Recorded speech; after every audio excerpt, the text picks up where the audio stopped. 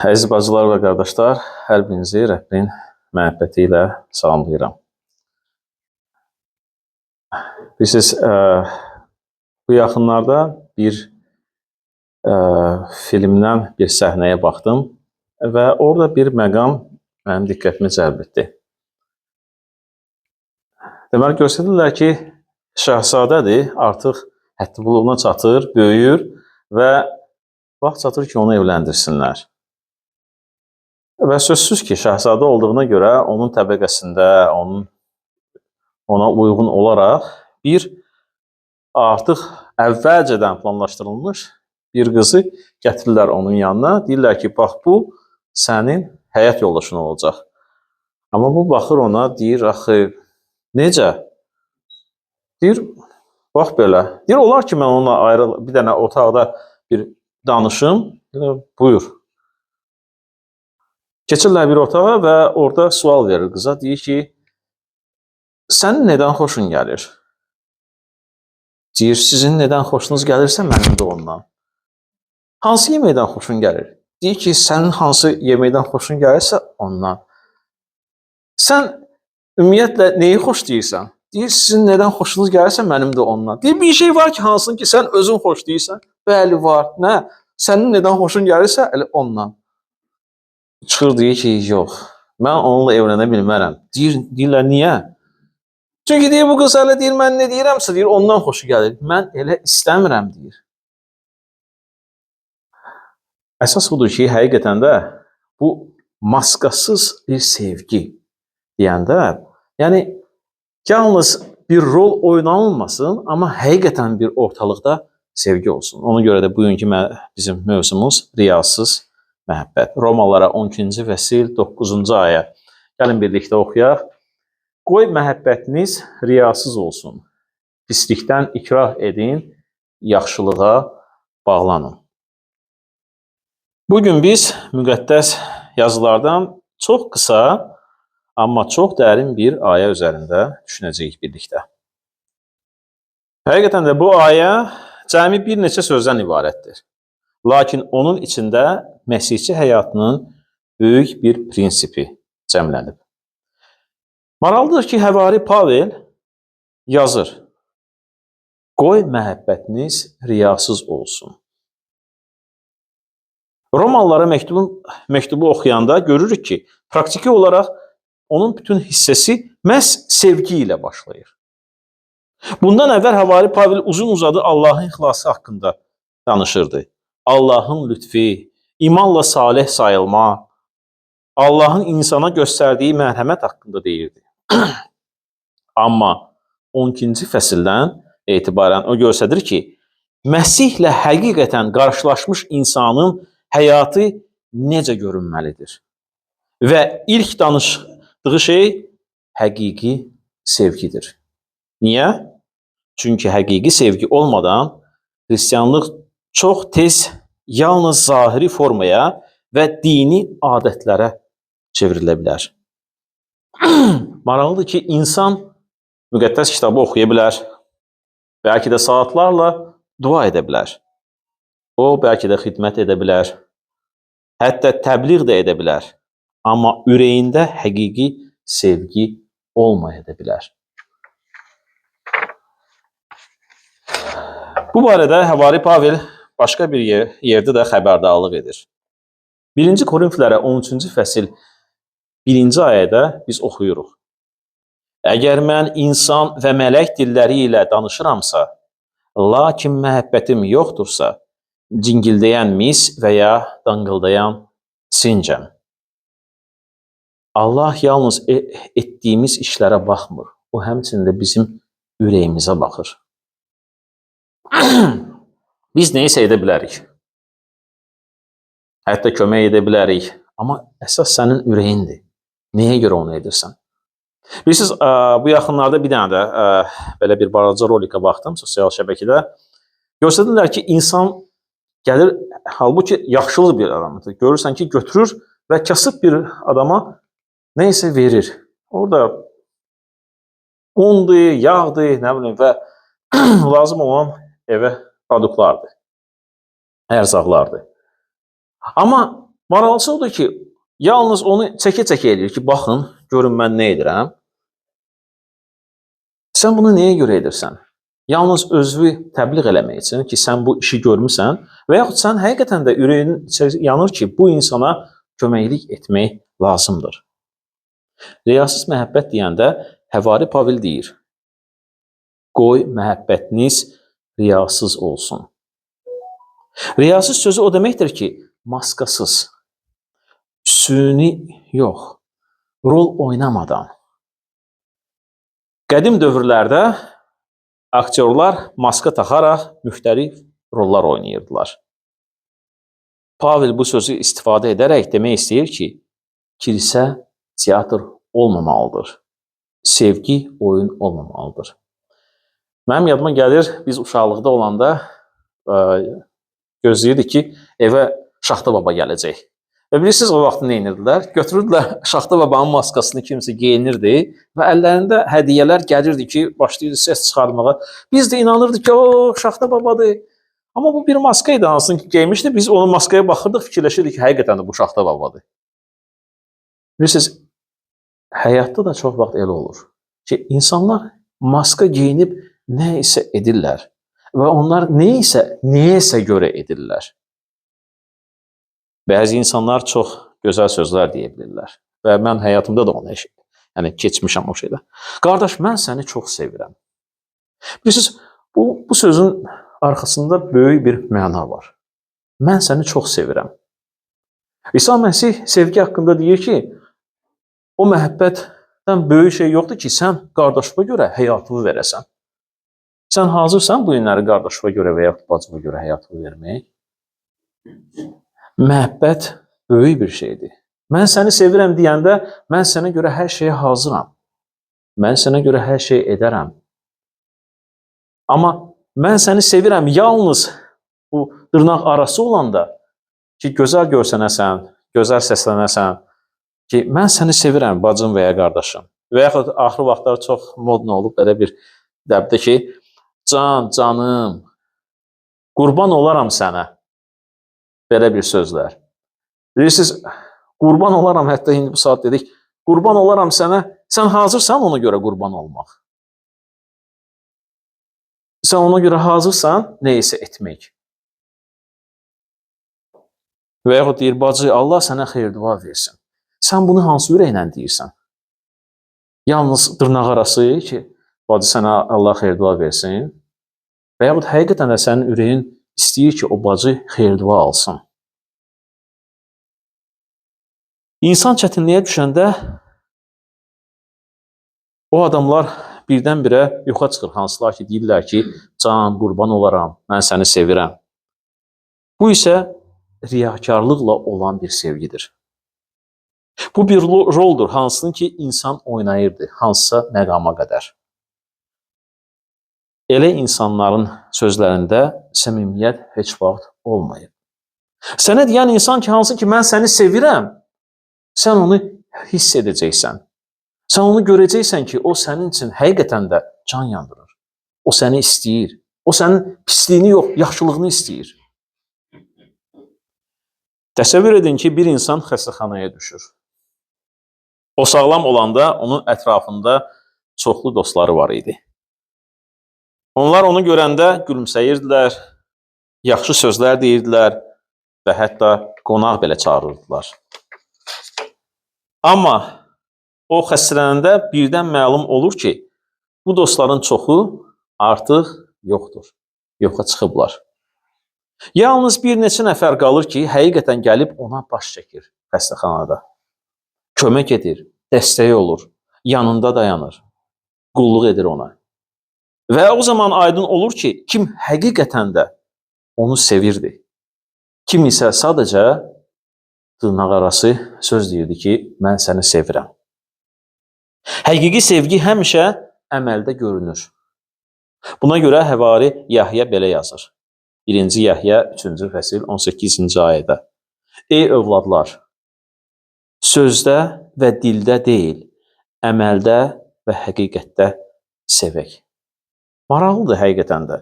Deyir, ey övladlar, sözdə və dildə deyil. Yalnız bu dildə deməyin ki, mən səni sevirəm. Onu əməldə və həqiqətdə göstərginə, onu yaşagina.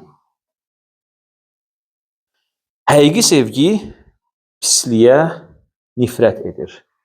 İkrah etmək, yəni nifrət etmək deməkdir. Uzaqlaşmaq deməkdir. Həvari Pavel çox vacib bir şey deyir. Pisliyə nifrət edin. Bugün dünyada çox vaxt belə deyirlər. Sevgi hər şeyi qəbul etməlidir. Eşitmisiniz bu sözü? Sevgi hər şeyi qəbul etməlidir. Amma bu belə deyil. Müqəddəs kitab belə demir. Həqiqi sevgi şərlə razılaşmır. Sevən insan günaha sakit baxa bilməz. Bəzən sevgi belə deyir. Bu düzgün deyil. Bu sənin həyatını məhv edə bilər. Mən bununla razılaşa bilmərəm. Bax, budur həqiqi sevgi. O görəndə ki, sən günaha batırsan, o deyəcək sənə ki, bu düzgün deyil. Bu düzgün hərəkət deyil. Biraz fikirləşkinə. Və yaxud görəndə ki, sən neysə düzgün etmirsən, deyəcək sənə ki, bu sənin həyatını məhv edə bilər. Və yaxud hansısa bir fikri sən söyləyəndə, səni istədiyin insan görəndə ki, bu sənin fikrin yaxşılığa doğru getmir, o deyəcək sənə ki, mən bununla razılaşa bilmərəm. Çünki bu səni günaha aparacaq. Təsəvvür edin ki, balaca bir uşaq əlini isti piltəyə uzadır. Olub sizdə elə bir şey. Uşaqlar neyəsə, hansını ki deyirsiniz ki, olmaz, o şeyi edirlər. O həqiqətən də belə bir qanundur. Niyə deyirsən ki, olmaz, o şeyə maraq yaranır. Uşağa desən ki, əlvi ora vurma, o mütləq gedib onu, niyə görə mənim valideynlərim dedi ki, ora əlvi vurma? Biz gülürük, amma biz də eləyik. Allah da deyir bizə ki, bunu etmə. Ora getmə, bunu eləmə. Amma bizə maraqlı gəlir. Axı, niyə görə Allah bizə deyir ki, bunu etmə, bunu eləmə? Ona görə çalışırıq ki, gedək, sırf onu eləyək. Təsəvvür edin ki, balaca bir uşaq əlini isti piltəyə uzadır. Əgər ana ona desə, qoy nə istəyirsə etsin, mən onu sevirəm. Sizcə bu sevgidir? İsti piltə onun əlini yandıra bilər və yaxud isti piltədə bəlkə də çaynik yanıb, o isti su ilə dağıla bilər üstünə. Həqiqi sevgi uşağı dayandıracaq. Bəzən sərt şəkildə. Bəlkə də qışqıraraq onun üstünə. Olmaz, əl dəymə. Çünki həqiqi sevgi şərdən qoruyur. Allah da bizi sevir və məhz buna görə günaha nifrət edir. Və bizə də deyir ki, biz günaha nifrət etməliyik. Bilirsiniz, o nifrət hissi hansını ki insan yaşayır. Əlbəttə ki, bəlkə də bizlərin bir çoxumuz o nifrət hissi keçirmişik həyatımızda. Bəlkə də hansısa insana qarşı biz nifrət etmişik. Görəndə onu. Və görəndə biz nə edirik? İçalatımız bütün fırlanır, dəyişir. Qaçırıq onun yanından, görmək istəmirik belə. Düzdür? Bax, günaha da nifrət bax belə olmalıdır. Sən o günahdan üz döndərməlisən, qaçmalısan. Həqiqi sevgi yaxşılığa bağlanır. Həvari Pavel davam edir. Yaxşılıqda möhkəm bağlanın. Bağlanmaq sözü o deməkdir ki, möhkəm yapışmaq, buraxmamaq. Bu sadəcə təsadüfi yaxşı işlər deyil. Bu, həyat tərzidir. Məsihlə yaşayan insan hər sahədə yaxşılıq etməyə çalışır. Bilirsiniz, Məsihlə yaşayan insan fürsət axtarır ki, kiməsə dəstək olmaq. Görəndə ki, kiməsə ehtiyacı var və yaxud həqiqətən də o insan dəstək axtarır, onun yanında ol günah. Həqiqi məsihçi təsəlli verir. Çalışır təsəlli versin. Həqiqi məsihçi kömək etməyə çalışır. Həqiqi məsihçi çalışır insanı ruhlandırmaq. ruhdan salmamaq. Həqiqi məsihçi çalışır ki, həyatında xidmət etsin. Bir pastor belə bir hadisə danışmışdı. Onun kilsəsində yaşlı bir bacı var idi. O artıq çox aktiv xidmət edə bilmirdi. Çünki sağlamlığı zəif idi. Amma onun bir gözəl vərdişi var idi. Hər həftə kilsədən bir neçə nəfərə o zəng edirdi. Və zəng edərək o soruşurdu. Necəsən? Sənə necə kömək edə bilərəm? Sənin üçün mən necə dua edə bilərəm? Sənin nə problemlərin var? Sonradan bir çox insanlar deyirdi ki, məhz bu sadə telefon zəngləri onların çətin dövrlərdən keçməsinə kömək etmişdi. Bilirsiniz, o bacı kafedradan təbliğ etmirdi, kafedradan vəz demirdi. Amma o sevgi ilə yaşayırdı. Və bu, həqiqətən də həqiqi xidmətdir.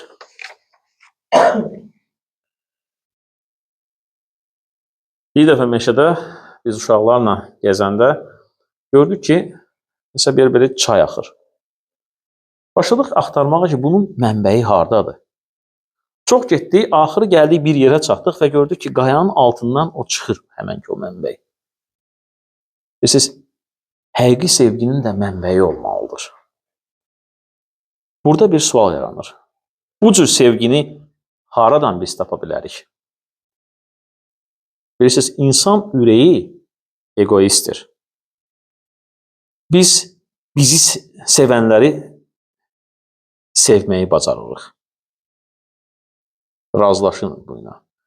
Bir çoxlarımız biz bizi sevənləri sevməyi bacarırıq. Luka 6-cı fəsil 32 və 33-cü ayədə İsa Məsih deyir: Əgər sizi sevənləri sevirsinizsə, hansı tərifə layiqsiniz? Çünki günahkarlar da onları sevənləri sevirlər. Əgər sizə yaxşılıq edənlərə yaxşılıq edirsinizsə, hansı tərifə layiqsiniz? Çünki günahkarlar da elə edirlər. Həqiqətən də çox vaxt biz bizi sevənləri sevməyə rahatdır bizim üçün. Amma bizi sevməyənlərə biz sevə bilmirik. Amma Allah deyir ki, elə etmə. Səni sevməyənlər üçün dua etkinə. Çalış ki, onları sevginə. Çalış ki, onlara xidmət etkinə. Çalış ki, onlara yaxşılıq etkinə. Amma səmimi, qurban verən və davamlı sevgi göstərmək insan gücü ilə mümkün deyil. Belə sevginin mənbəyi bilirsiniz hardadır? Yalnız İsa Məsihdədir. Bir çarmıxa baxın, düşünün. Orada sevginin ən böyük nümunəsini görürük. Romalılara 5-ci fəsil 8-ci ayəsində yazılıb. Lakin Allah bizə olan məhəbbətini bizə bununla sübut edir ki, biz hələ günahkar ikən Məsih bizim üçün öldü. Məsih insanların yaxşı olmasını gözləmirdi. Bizə çox vaxt biz deyirik ki, bu insan yaxşı olsa mən onu sevəcəyəm. Bu insan mənə yaxşılıq etsə mən onu yaxşılıq edəcəyəm. İsa Məsih gözləmirdi ki, biz yaxşı olaq. İsa Məsih gözləmirdi ki, insanlar yaxşı olsun ki, onlara görə o qurban versin özünü. Məsih insanların yaxşı olmasını gözləmədi. İsa Məsih onu rədd edənlər üçün öldü. Onu çarmıxa çəkənlər üçün belə dua etdi. Ata, onları bağışla, çünki nə etdiklərini bilmirlər. Və bu sevgi ürəyimizə toxunanda bizi dəyişməyə başlayır. Çünki müqəddəs yazı belə deyir, Romalılara 5-ci fəsil 5-ci ayədə. Ümidimiz də boşa çıxmır. Çünki Allah məhəbbəti bizə verilən müqəddəs ruh vasitəsilə ürəklərimizə tökülüb. Əziz bacılarım və qardaşlarım, Romalılara 12-ci fəsil 9-cu ayədə hər birimiz üçün bir ciddi çağırış var. Allah bizi 3 şeyə dəvət edir. Birincisi, səmimi sevgi. Yəni, riyasız sevgi, maskasız sevgi. rol oynamadan olan sevgi. İkinci, şəhərdən uzaq olmaq. Yəni, günahla razılaşmamaq. Və üçüncü, yaxşılığa bağlanmaq. Sevgi ilə yaşamaq. Kilsə belə sevgi ilə yaşayanda dünya üçün böyük bir işıq olur.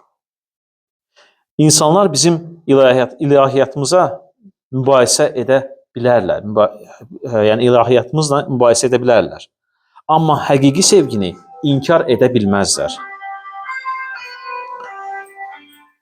İsa Məsih belə demişdir. Yəhya 13-cü fəsil 35-ci ayə. Əgər bir-birinizə məhəbbətiniz olsa, bütün insanlar biləcək ki, siz mənim şahidlərimizsiniz. Həqiqətən də, əgər bizim birincisi bir-birimizə olsa məhəbbətimiz və biz birimizə həqiqətən də məhəbbətlə yanaşsaq, xidmət etsək və bunu insanlar qıraqdan görəndə deyəcəklər ki, həqiqətən də bunlar Rəbbin bağlarıdır və Allah onlardandır. Qoy Rəbb hər birimizə xeyir dua versin. Amin.